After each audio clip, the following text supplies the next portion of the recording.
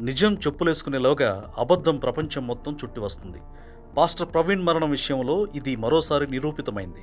మద్యం మత్తులో 2 wheeler driving చేసి ప్రమాదానికి గురై ప్రవీణ్ మరణించినట్లు తమ దర్యాప్తులో తేలిందని Eluru range IG GVG Ashok Kumar వెల్లడించారు.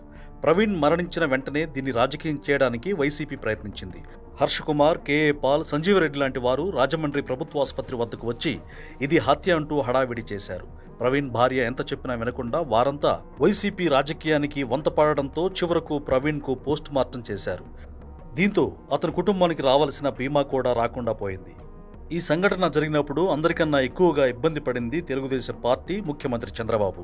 డిప్యూటీ సీఎం పవన్ కళ్యాణ్ కూడా దీనిపై స్పందించకపోవడం, వైసీపీ శవరాజకీయం చేయడంతో నిజం ఇది అని ప్రజలకు తెలియజెప్పడానికి ప్రభుత్వం ప్రయత్నించేలోగా ప్రవీణ్ను హత్య చేశారనే అబద్ధం తెలుగు రాష్ట్రాల్లో వైరలైంది.